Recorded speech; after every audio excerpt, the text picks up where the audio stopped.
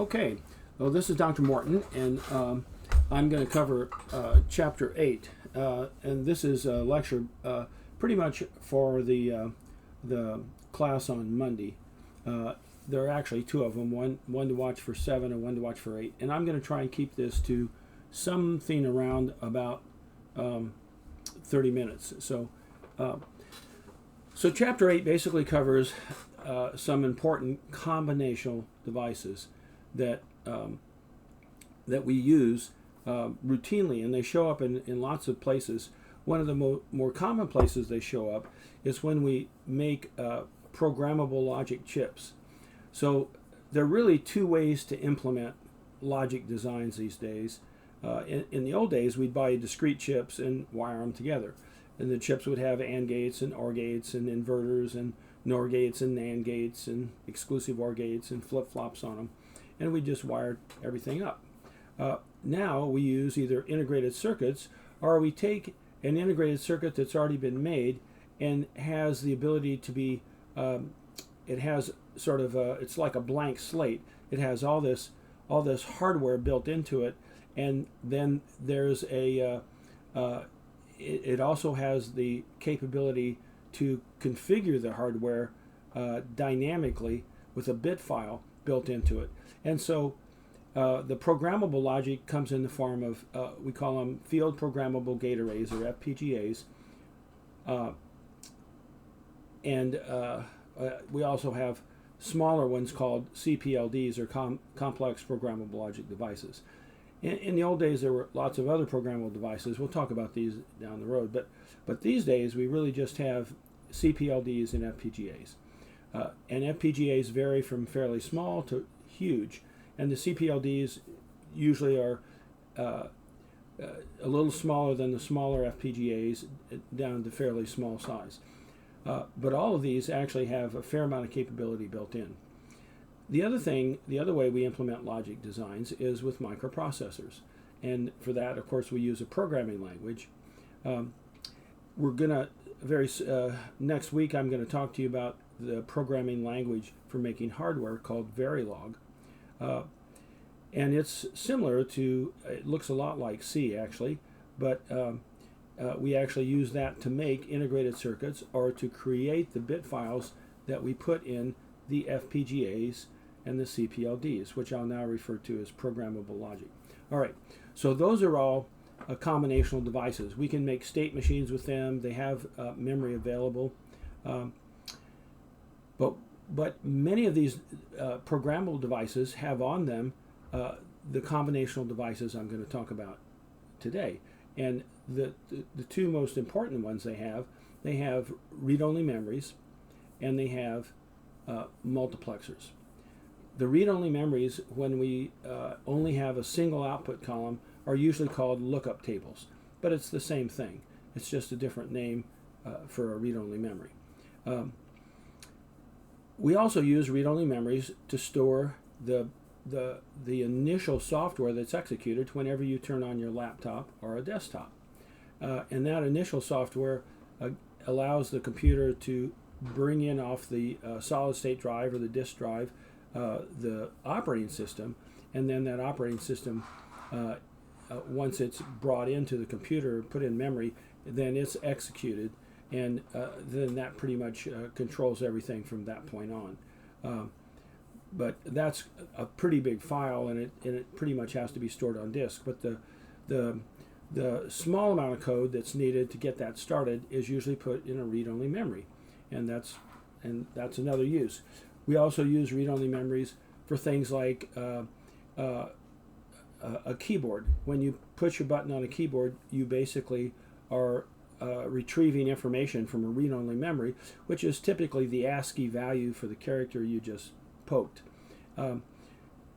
Okay, so I'm going to talk about 4 things today. I'm going to talk about multiplexers, demultiplexers or decoders, which are very similar, read-only memories, and then I'll also mention briefly adders. We're not going to spend a lot of time on adders. It turns out that using a multiplexer or a read-only memory or a decoder we can actually implement logic functions. And so when we implement logic functions with those devices, again, sometimes on an FPGA, there are fairly straightforward ways to do that, and we're going to cover that in this lecture today. All right. Well, let's kind of roll. So here's the book, and I'm just going to kind of go over the learning objectives here. So I want you to be able to describe 4 common combinational designs.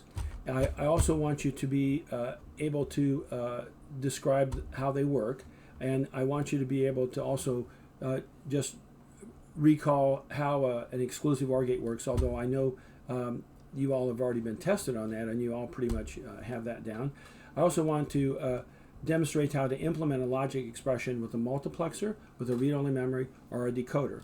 And then we'll also talk a little bit about adders, although probably not much, because we've touched on those already, and I think I've said pretty much what I want to say. All right. Okay, so let's first talk about multiplexers.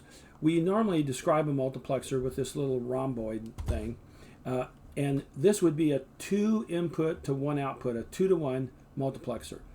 Now, it has 2 inputs, it has 1 output F, the inputs are I0 and I1, and it has a control line. I labeled this control line A, but often the control lines are labeled cell 0, cell 1, whatever. If you just have one control line, there's no hierarchical relationship here. But if you have more than one control line, they are hierarchical, and so you have to remember which one is the high order, next, and low order.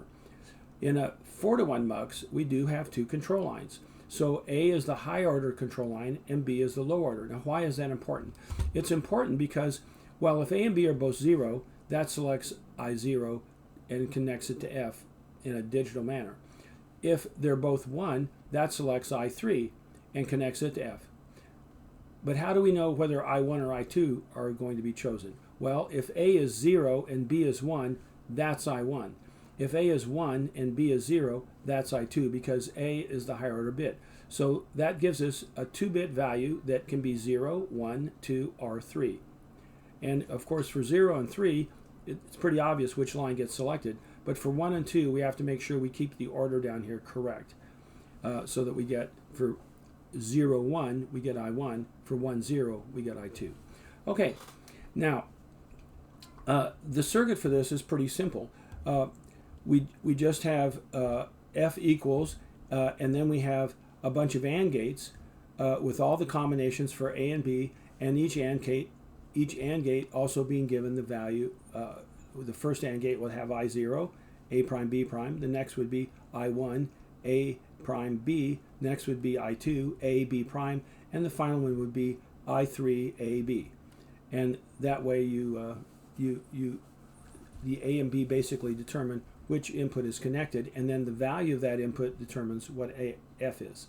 All right, so let's look at a little example. I made this up here, and so it's a little bit busy, but what I want you to see here is this is the multiplexer. We have 4 inputs. This is a 4-to-1 and 1 output, and we have 2 control lines, A and B. Now, if we have, so whatever A and B happen to be. So in this case, let's say our input for line 0 is a 1. So I'll put a 1 in here. Okay, that's a 1. And if A and B are both 0, I'm selecting I1 to be connected to the output. And I have a little LED connected here so you can see that it's on. If, on the other hand, we turn this off, then that goes off. So basically, if we do this to any of these others, it doesn't have any effect because these lines are not connected to the output. However, let's say we turn on this one. If we make A and B both 1, notice now it is connected, and then this one is connected to the output. So you can see, and then if we have, say, A is 0, B is 1, it should be I1 that's connected. And again, I2, I3, I4 have no effect on the output. Okay, so that's basically how the multiplexer works. Again, the equation for that would be, let's see, would be something like this.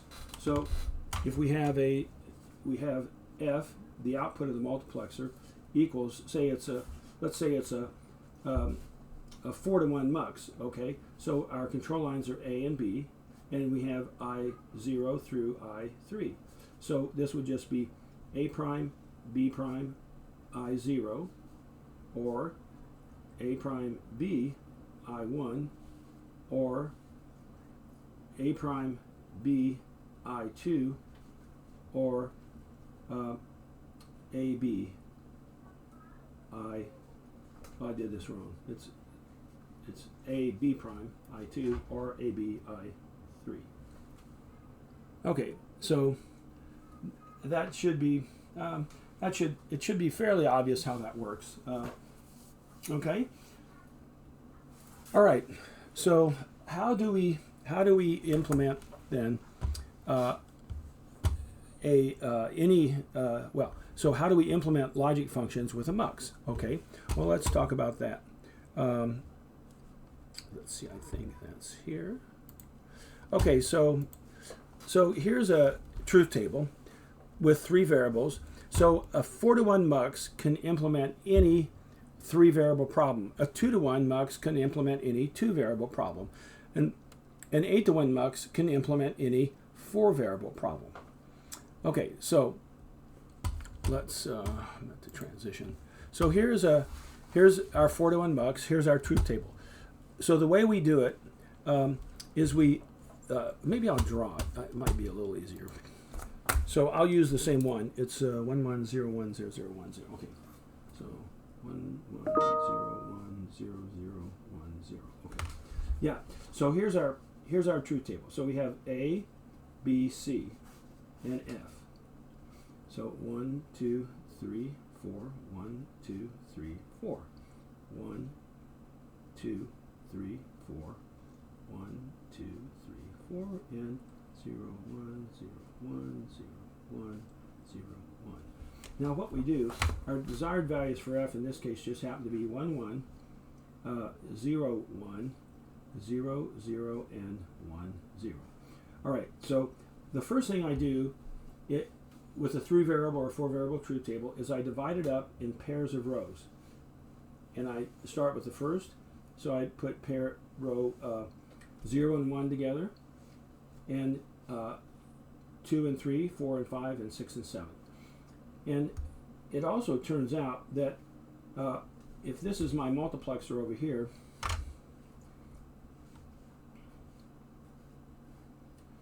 so we have F coming out, we have 2 control lines, A and B, and then we have 3 inputs, I0, I1, I2, and I3, like this.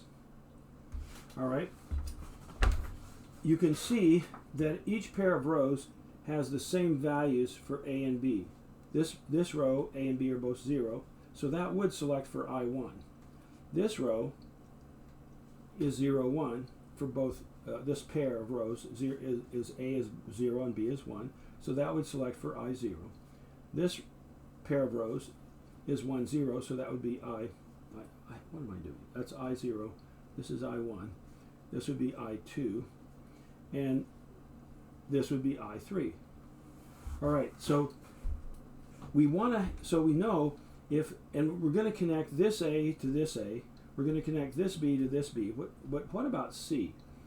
And how do we get the right value for F? Well, so if you look carefully, you'll notice that for each pair of rows, there's 2 values for F. One for the first row in the pair, one for the second row in the pair. And what happens then is that gives us 4 possibilities. One possibility is that F is 1 for both rows.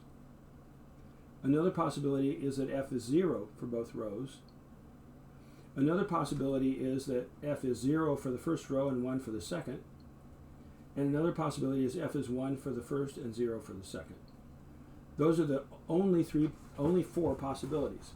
So that F is 1 1, 0 0, 0 1, or 1 0. Because obviously, with two values for f, 2 bits, you get 4 choices. All right. It turns out that if f is 1 for both rows, then all we have to do is connect I0 to power, to VDD, or you can say to 5 volts, or you can say to true or 1. Okay? If they're both 0, all we have to do is connect I2 to ground, or to 0 volts, or to 0. Okay? But what happens when f is 0 for the first row and 1 for the second row? Well, look, this is very interesting. Notice that C just happens to have the same values. It's 0 for the first row and 1 for the second row. So we can generate the correct value for f, if f is 0, 1, simply by connecting I1 equal to C. But what happens when it's opposite? What happens when f is 1 and 0, and our C value is 0 and 1? Well, all we have to do in that case is do the opposite, C prime. So our 4 choices then become 0, 1, C, or C prime. And so it makes it very easy then. A and B get connected to our select lines in the correct hierarchical way. So A should be higher order, B should be next. Then our inputs, I0, I1, I2, and I3, are connected to either 0, ground, 1, 5 volts, or 3.3 volts, or whatever it is, C, or C prime, depending on what the pair of rows needs for the value of f.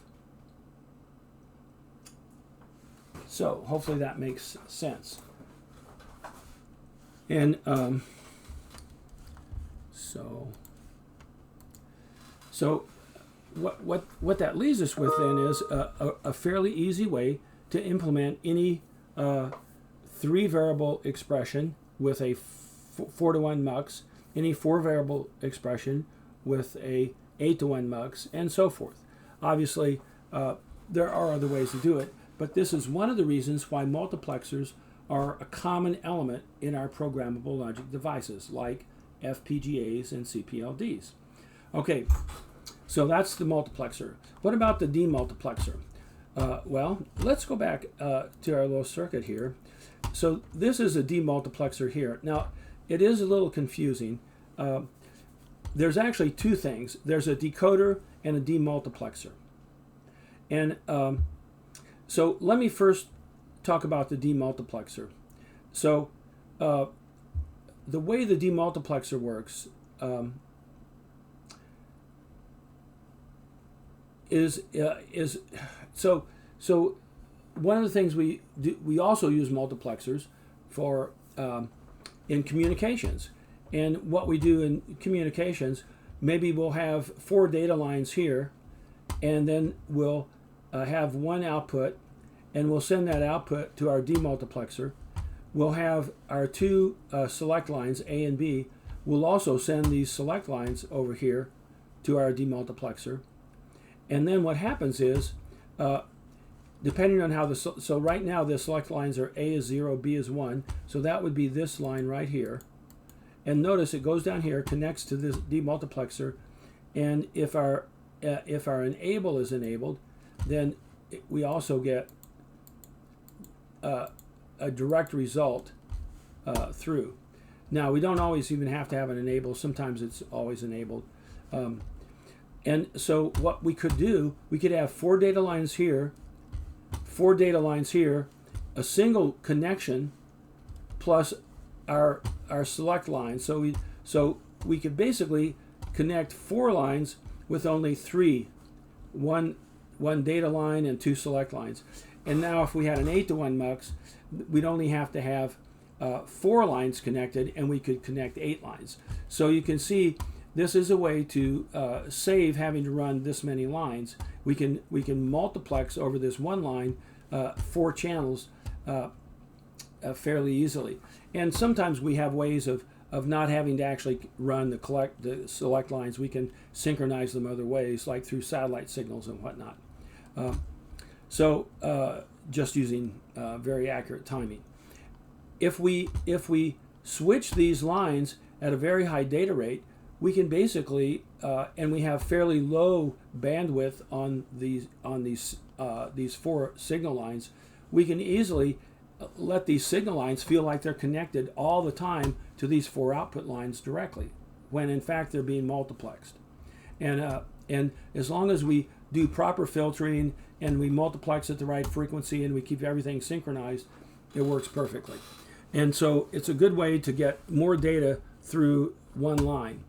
And of course, we do this all the time.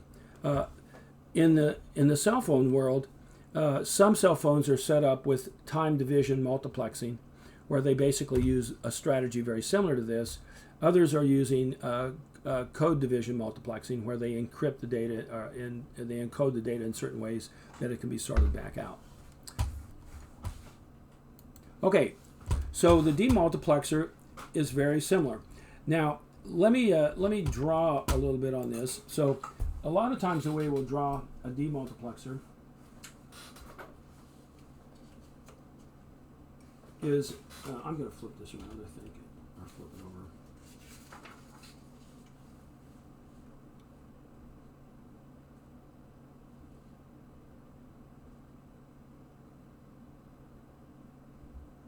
Something like this. Okay, so a demultiplexer, a lot of times we'll draw it like this, more like a square, and we'll have say a classic was the 3 to 8 decoder. So it's really,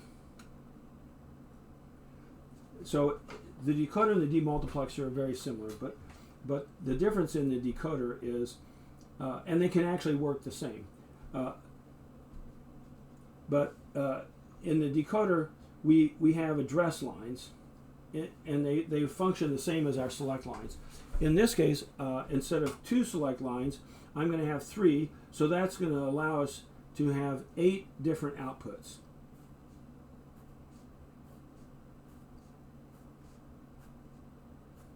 And we usually call these Y0 through Y7. 6, 5, 4, 3, 2, and 1. Y0 through Y7. And our address lines, so we call these address lines instead of select lines. And then there's usually somewhere there on here, there's a chip enable, and it's usually an active low. So what we have to do is ground this. Now, if we're going to use that as a decoder, we don't ground it. We actually put our signal into this from our multiplexer. But if we're going to use it as an address decoder, which is often what we do, then we'll actually connect it. We'll just connect it to ground, so it's on all the time. All right. So the way this works is, you put in we have 3 bits of address. So if we have 0, 0, 0, then that means we've selected Y0, and if our select line is enabled, and again, active low, so it's enabled by grounding it, then Y0 will be a 1, and everything else will be zeros. If, on the other hand, our address changes, and now we say have 0, and this will be, we'll say this will be A0, A1, A2.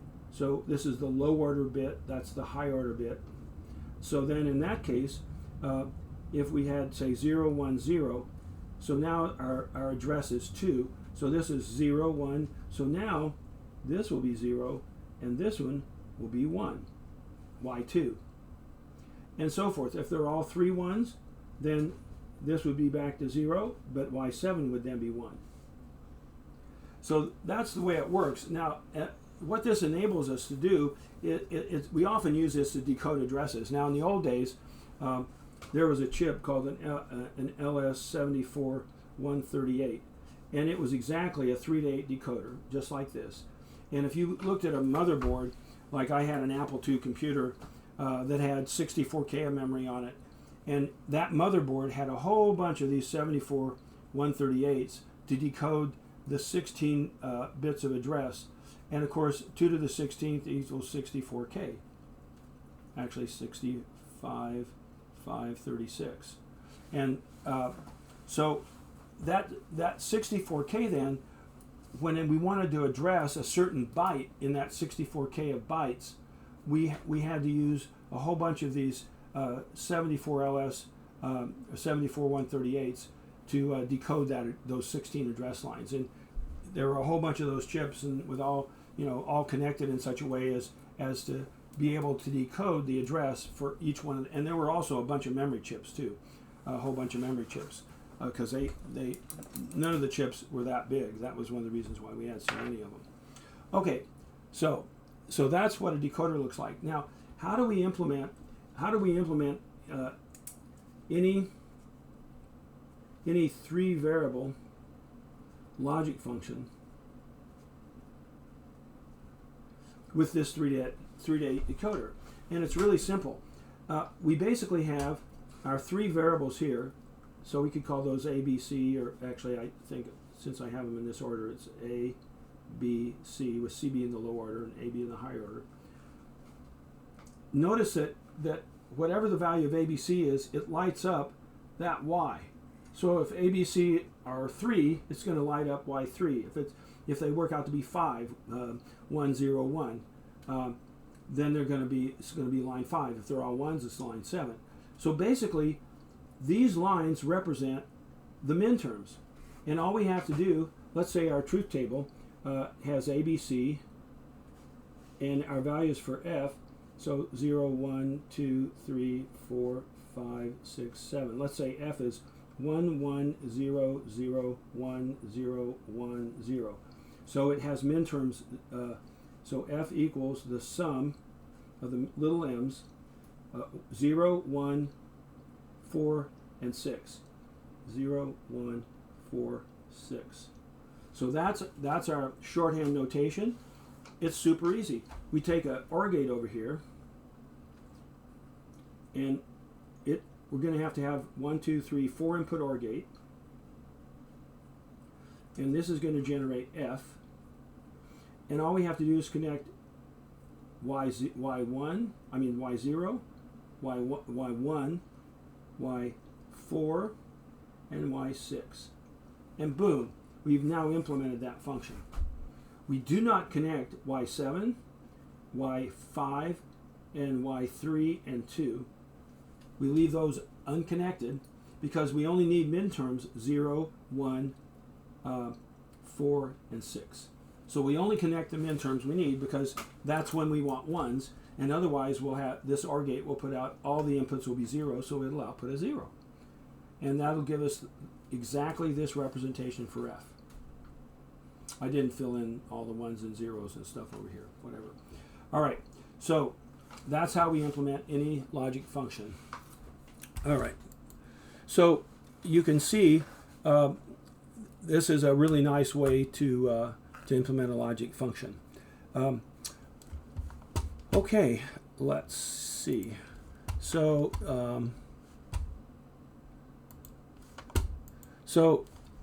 if we go on, we'll see the next thing is this ROM. Now, a ROM is just when we represent a ROM, we normally represent it like a gigantic truth table. Okay, so here's a ROM, and it's a little confusing the way they've set this up, but each one of these locations represents 4 bits, and so I have an address line. I have 4 address lines, so 2 to the 4th would be 16 rows. So each one of these numbers here represents a row. And then, so that's the address lines in, and then the data lines out. So each location has 4 data lines out. And so you can see if I give, and then there's a select line that basically enables the outputs or disables the outputs. So here, if I put in, and this is labeled 0, 1, 2, 3. So if I put in 1, then that brings me to the row 1 as opposed to row 0, and stored at row 1 is a 1. So there's a 1. And then if I go to row 2, stored at row 2 is a 2, stored at row 3 is a 3, stored at row 4 is a 4, Row 5 is a 5. Row 6 is oh, sorry, that's C. Row 6 is 6.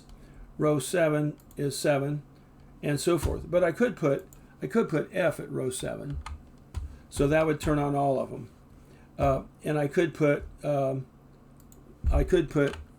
at row 9. I could put 3 at row 0, whatever. So I can put 16 4-bit values into this ROM. And when I address whichever location, so if I go back to 0 here, now you can see I'm outputting a 3. If I go to F, I'm outputting an F. If I go to E, E, I'm outputting an E. Okay, so that's how the ROM works. And the ROM is, how do you implement a function in a ROM? Very simple. You just copy your truth table's output columns into the ROM. The nice thing about a ROM is this ROM could support 4 different functions. So you could have 4 different functions. And so the ROM, the way I like to draw the ROM is a little different than the way Logisim set this up. So let me do that. So the way I draw it is basically like this. So let's say we have 3 address lines.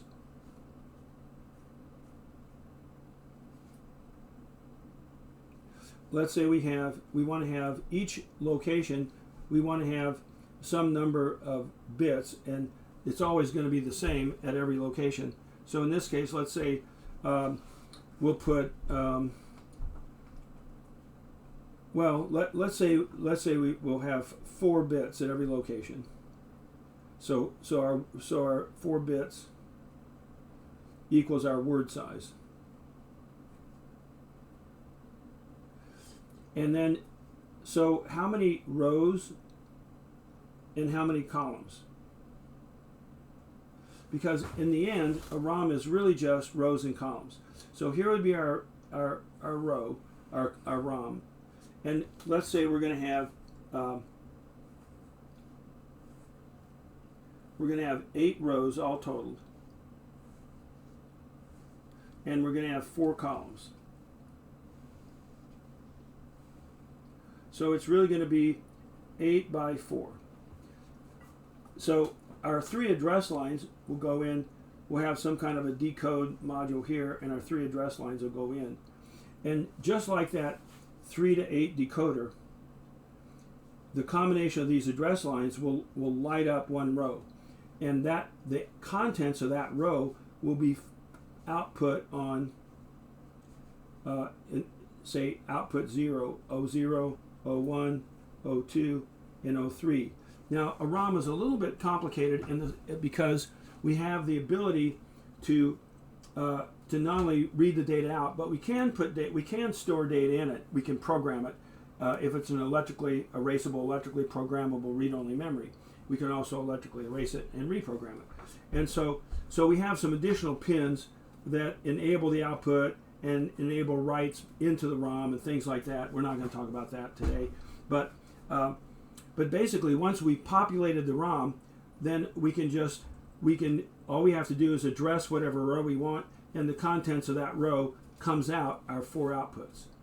Okay, and that's just like the one I showed you.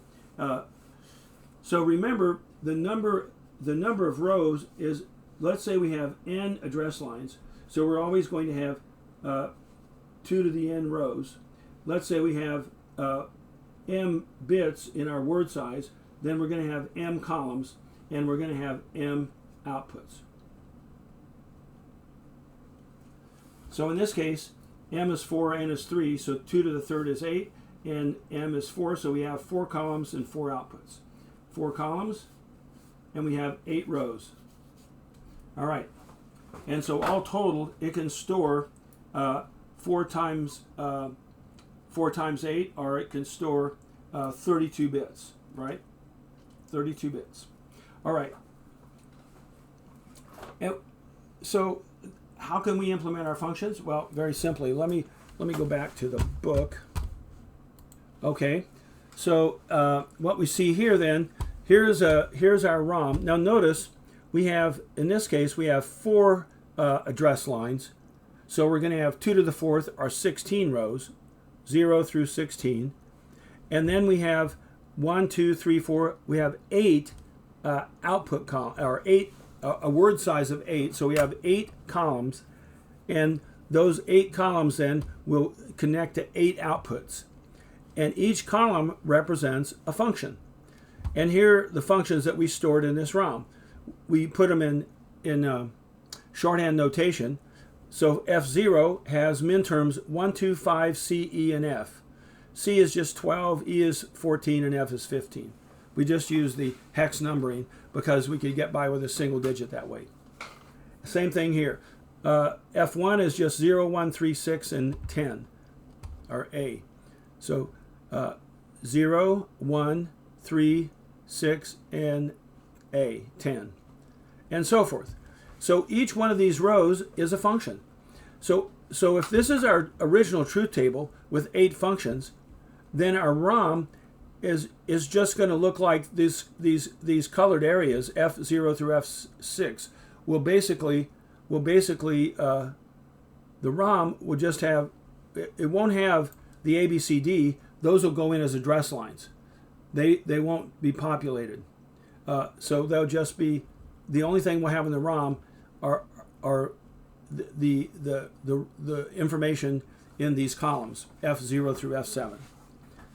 Okay, and you can just put whatever functions you want, and when you all you have to do is make sure when you write the ROM, you write exactly these values in, and then the ROM will spit out F0, F1, F2, F3, F4, F5, F6, and F7 for any combination of ABCD. So for instance, let's say ABCD was 5. So that's right here. That would be this row right here. So your outputs would be 1, 0, 1, 0, 1, 1, 0, 0, representing the desired values for F0, F1, 2, 3, 4, 5, 6, and 7. Okay, so hopefully that makes sense. Okay, so yeah, so let's see. So I think that's pretty much what I wanted to cover. I don't think, yeah, so here's actually, yeah, I knew I had that. So here's what it looks like.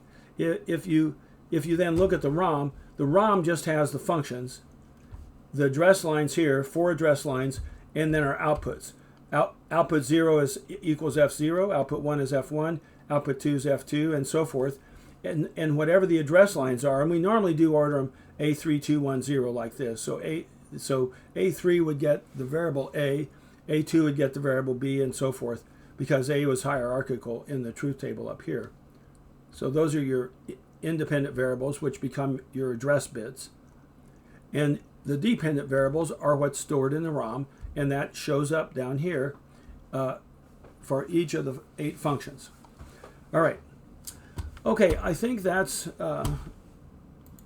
pretty much what I wanted to cover.